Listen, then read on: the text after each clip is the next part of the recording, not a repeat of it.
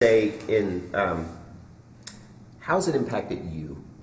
Like, I mean, why is it good for you? What has this done for you, and why are you glad to be part of Fight Club? Because literally, this is our second journey through. We're in our second chapter, and why has it been good for you? For me, one of the things that we've already said here is it's put me back in touch with the routine of basic disciplines that laid the foundation for my faith early on, and it's brought new energy back to that, and excitement and enjoyment to it, whether it's memorizing the verses or doing physical fitness activities, reading scripture, things that have all were part of my formative years.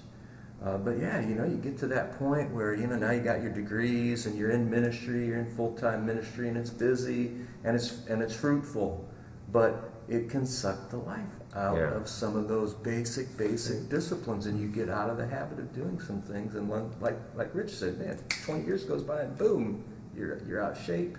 You're not where you want to be, and really reconnected me with those basic roots of discipleship disciplines that I enjoyed so much then, and I'm finding new enjoyment. And Rhonda, you went out and ran like 2 miles last night. I did. I doubled it up last night.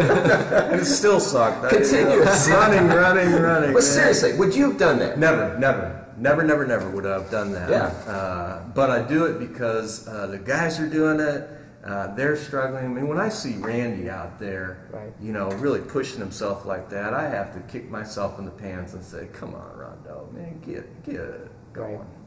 I think that's something you touched on there that's been good for me is helping my own spiritual life, my own spiritual disciplines, but also I'm doing this for the other guys too. I'm doing this to help influence them and lead them. And Fight Club, I told this to someone else who was trying to get to join this chapter, is if you want to be a leader, if you want to influence people and have an impact, this is a natural place for it to happen. You can do it.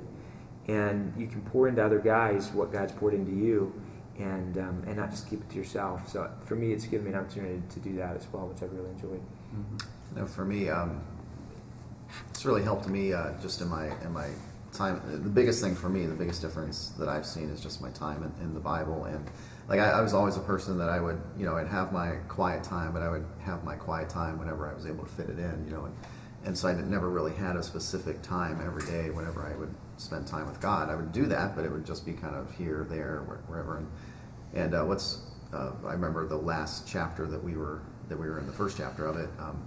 We have to read a proverb every day, and there were 2 times where I didn't read a proverb, so the next thing I know, I have 2 strikes, and I'm like, wow, okay, I'm being really inconsistent with these proverbs. I need to figure out a time when I'm just going to do it every day, so I know it just becomes habitual. And so I started saying first thing in the morning, so I was going to get up before everybody else in my home gets up, and just spend my quiet time in the morning. And so ever since that time last year when I decided to do that, that's been what I That's do awesome, now. man. And It so really is. I'm up 5:15, 5:30, spend my quiet time. I have a little spot in my living room where I pray, read the Bible, do a Bible study, whatever it is. And then, but it's really cool too because my kids notice that, because my son Ezra will get up pretty early too, and so he'll come into the hallway, into the living room, and he'll see me, and I'll just there will be times where he'll just sit there and he'll just watch,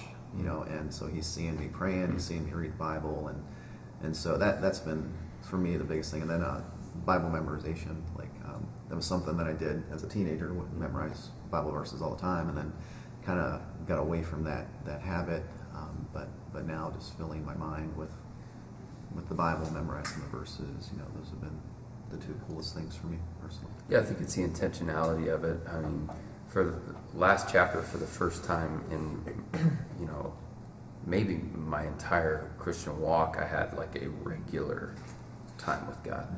I was going through scripture in a regular pattern, and that just unlocked so much for me. But the cool thing this time has been the intentionality. Real time example.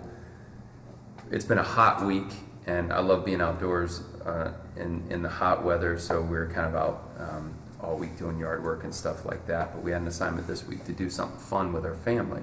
And yesterday it was cold. It rained the other night. It got cold yesterday, and I hate cold. I would not have been outside last night, but because that seed was planted in my mind, you know, we went out, we had a bonfire, we had my son's first s'more, you know, we just sat around and laughed and like had an incredible time as a family.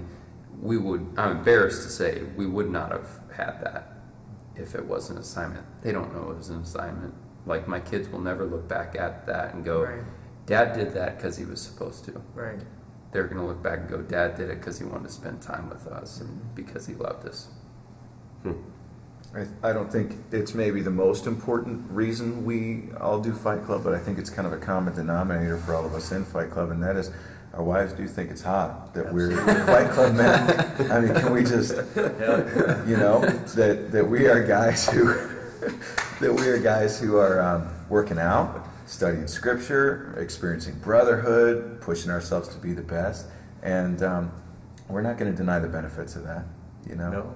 it's awesome. I would